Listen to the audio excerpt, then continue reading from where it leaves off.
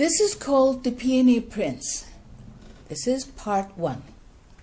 Once upon a time, at Makonwa, the country of Yonar, there was a grand old castle called Batoazi, surrounded by high walls and deep moat, deceptively carpeted with lotus lilies.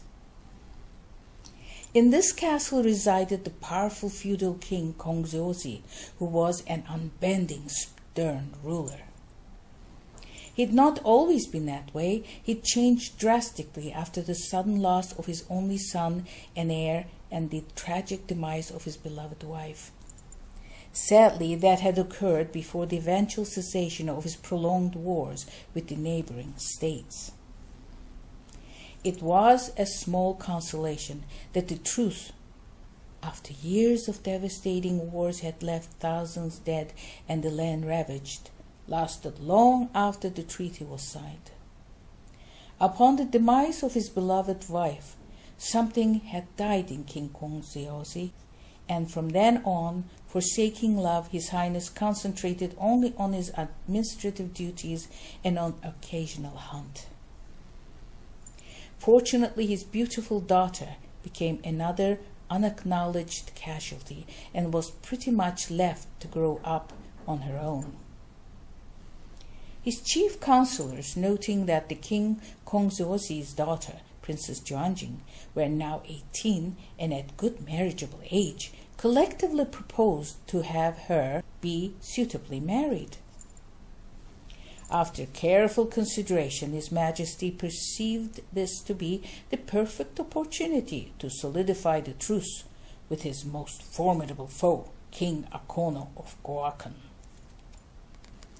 It so happened that his arch-nemesis had a second son that might be a suitable match, and so he coolly consented to have the two royal houses allied through a binding marriage.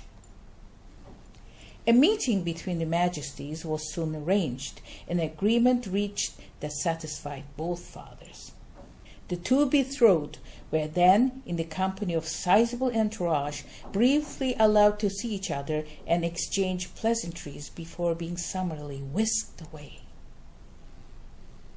The prospective groom, Prince Daro, could hardly contain his good fortune and returned to his quarters as if in a daze, for Princess Juanjing was the most beautiful girl he'd ever set eyes on. She not only was an enchanting beauty, but also had a lovely poised figure and appeared quite intelligent and sweet. Ever the dutiful daughter, Princess Juanjing, for her part, found her intended not entirely objectionable, and promised herself to be the most loving and caring wife to her prospective husband.